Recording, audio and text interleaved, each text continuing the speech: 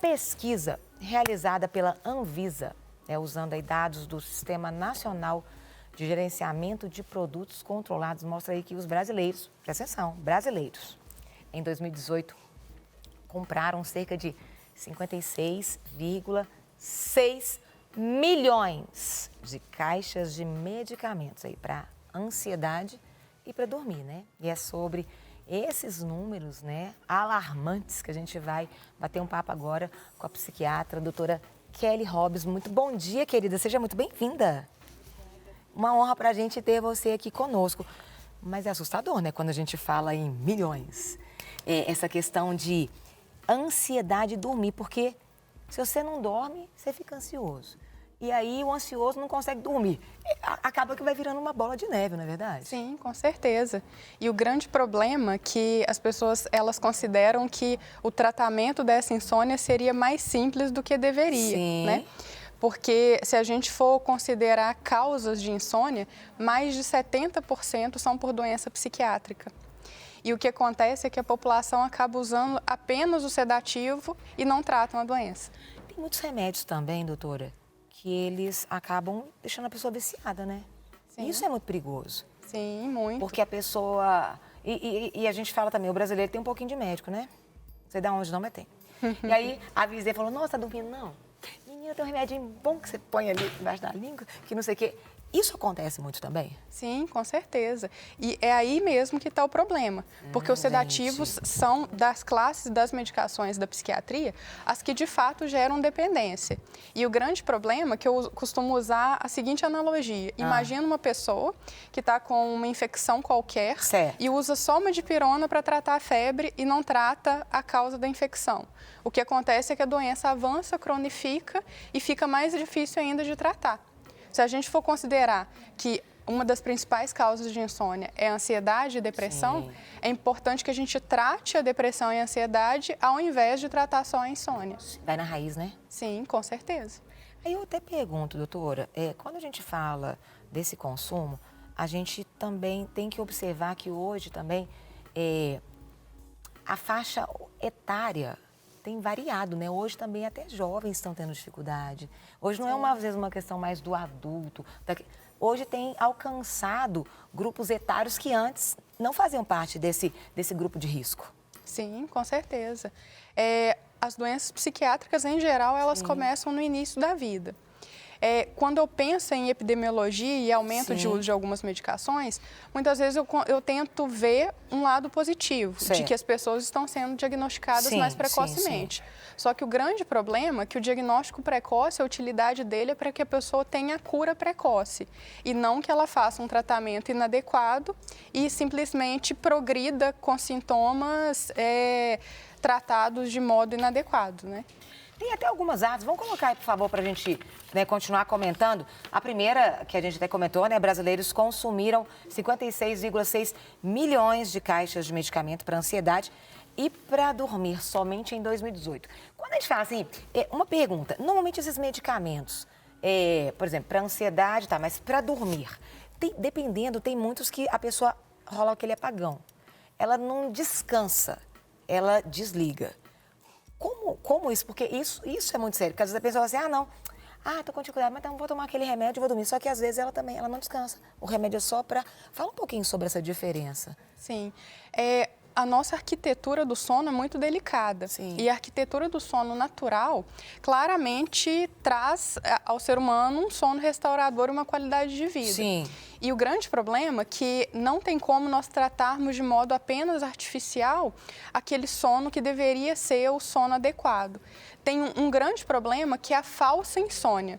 Tem pessoas que têm um ciclo circadiano diferenciado.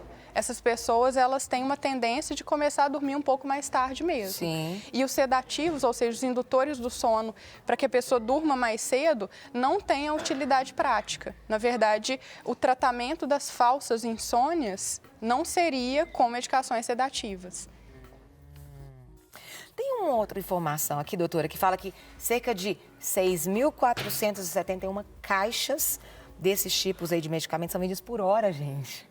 No Brasil, é muito. Normalmente eles são precisa de uma receita? Não. Taxa preta? Conta pra gente. As pessoas estão tendo muito acesso, está sendo muito fácil para ser utilizado, doutora? Sim. Na verdade, a Anvisa recomenda que a medicação seja vendida por meio de uma receita especial. Essa receita especial ela é obtida por meio da inscrição do médico na vigilância sanitária. De modo geral, na maioria das vezes, seria o psiquiatra que tem essa inscrição e conseguiria prescrever. Só que o grande problema é que esse controle não tem sido estabelecido de forma tão adequada. Muitos pacientes chegam até a mim dizendo que conseguiram a medicação, muitas vezes até sem a receita branca. Olha para você ver, isso é muito sério, né? Sim. E também tem uma outra informação, assim, gente, no ano de 2015, foi aí de recorde das vendas dos medicamentos, né? 76,2 milhões de caixas. E a outra, estudos anteriores aí a 2013, calculavam aí que entre 5,6% a 21% da população consumia esses tipos de medicamento. Todos aí fonte da Anvisa. Percentual muito alto, né? Sim, muito alto. E, na verdade, o que a gente pode interpretar disso também, que talvez esse não seja um sinal de tratamento de fato. O que é muito comum de acontecer é quando a gente inicia o tratamento, de fato, é muito útil nós começarmos uma medicação sedativa, sim, e uma medicação antidepressiva junto, se o caso for mesmo ansiedade ou depressão. Sim. E aí, o que seria, na verdade, adequado é o paciente evoluir para a recuperação dos sintomas, tirar o sedativo antes e prosseguir com o uso do antidepressivo. O que é muito comum de se ver é o paciente que começa com o uso do antidepressivo e do sedativo e ele interrompe o antidepressivo e mantém o sedativo. E o grande problema disso é que esse tipo de tratamento não induz cura, induz cronificação. Por isso que, aparentemente, as pessoas estão usando sedativos por mais tempo do que deveria. Essa cronificação seria o que? A manutenção daquilo? Sim, seria a perpetuação da doença sem um tratamento adequado. E aí que entra o grande problema, porque a pessoa tem uma percepção inadequada da melhora. Porque ela pensa, já que eu dormi, provavelmente meus sintomas melhoraram. Mas, na verdade, não. Na verdade, ela só teve a melhora de um dos sintomas. E quando, por exemplo, aí, né, comentando, às vezes aquela pessoa começa, né, toma, não, tô bem, aí eu paro de tomar. Aí depois tem as crises. Porque não tratou na raiz, né? Não melhorou, só tratou no sintoma. Aí, não, então vou voltar. Essa coisa de vai e volta é um problema também, não é, doutora? Sim, com certeza. O que é importante a gente entender é que nós temos que resolver o problema de modo mais prático e rápido possível. Sim. O que a gente percebe é que no tratamento da depressão, por exemplo, o uso de antidepressivo tem prazo de validade. O paciente melhora, a partir do momento em que ele melhorou, a gente conta mais ou menos um período de 1 ano e depois a gente tenta a interrupção. Né? Sim. E aí, esse tipo de tratamento garante a cura e garante a chance reduzida de virem sintomas de novo ao longo da vida. Então, se a pessoa interromper antes, a chance dos sintomas virem aumenta muito mais. É o mesmo exemplo que eu gosto de dar do antibiótico.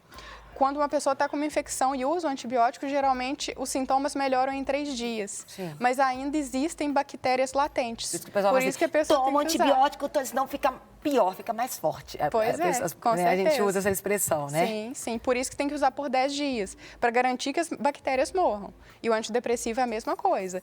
Melhorar, a maioria das pessoas melhoram com 2, 3 meses. Mas a cura só vem depois de 1 ano. Aí eu pergunto, doutora, quando a gente fala...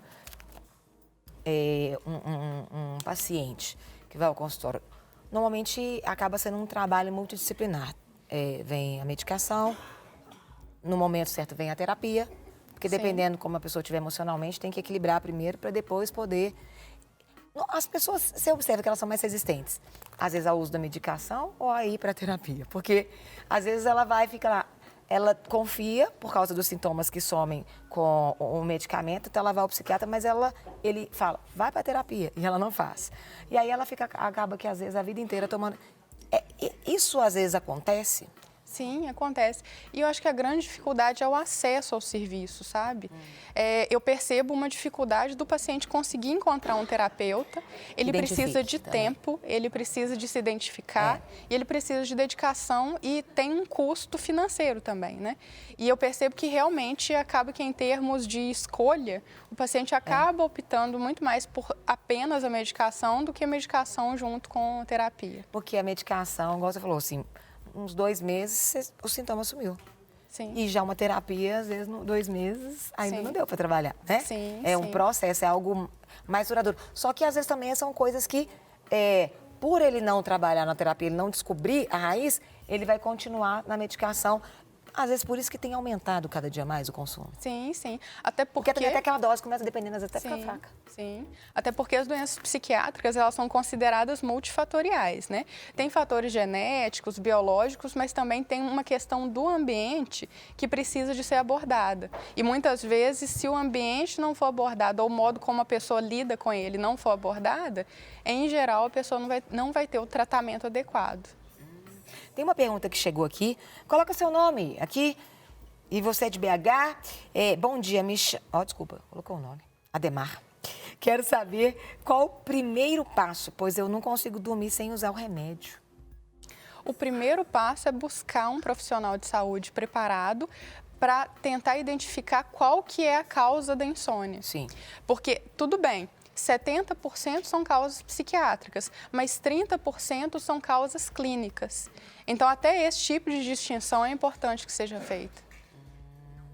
Então, né, o uso indiscriminado, né, ou sem um médico, uma orientação médica, é um perigo justamente por causa desses vícios, né? Sim, com certeza. Podem vir, então, né, Ademar? Procurei um médico. E no caso, é o psiquiatra, né? Sim, sim. Ele tem que ir ao psiquiatra. Sim. O ideal é que ele vá a um psiquiatra, caso ele não tenha acesso, Sim. que ele vá a um médico clínico geral. Ok. E, se for possível, já buscar a psicoterapia. Para poder ajudar nesse processo. Com certeza. Porque eu falo que é uma bola de neve, né? Porque uma pessoa que está assim, ela acaba influenciando todo o ambiente da casa, né? Sim, com certeza. Então acaba que não é só um que fica estressado ou ansioso na casa. Acaba que outros também vão ficando, não é? Algo que vai contaminando. Sim, sim. E o outro problema é que o nosso organismo ele tem todo um preparo para o sono, né? E muitas vezes questões culturais da família precisam ser modificadas ao invés de se instalar na família uma cultura de uso da medicação. Porque é claro que não é só dormir, né? Tem o processo do adormecimento. Sim. E precisa de um ambiente tranquilo. Não adianta a gente querer simplesmente um botão de liga e desliga. Tem que ser um trabalho com calma, tranquilidade. E, normalmente, também os remédios, eles demoram um determinado tempo para começar a fazer efeito. Sim, sim. As medicações antidepressivas, elas demoram mais ou menos de 1 semana a 6 semanas para ter um efeito adequado. 6 semanas? Sim. E o grande problema, na verdade, é que... Esse negócio de 15 dias é muito? 15 dias é a média da população mesmo, sabe?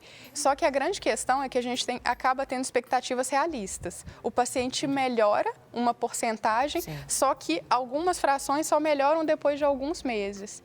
Um desses sintomas costumam ser o sono, sabe? Entendi. Eu não costumo ter uma expectativa de que a insônia vai se resolver, caso ela seja fruto de um sintoma psiquiátrico, em mais ou menos 2 semanas. Geralmente demora um tempinho mesmo, para até ter uma melhora. Eu quero agradecer e pedir para você deixar as considerações finais aqui. O que você deixaria, assim, para o pessoal que está assistindo, doutora? Bom, o tratamento adequado talvez seja uma das melhores alternativas e presentes que a população pode dar para si mesma. Então, assim, eu oriento optar pela melhor escolha para você, pelo melhor tratamento para você, ao invés de um uso que pode trazer muito mais dano que benefício. Não quer ficar um segundo por fora da nossa programação? Agora você pode nos acompanhar através das plataformas digitais. Não perca tempo, acesse, curta e siga-nos. Fique por dentro de tudo o que acontece por aqui. Rede Super, inspirando você.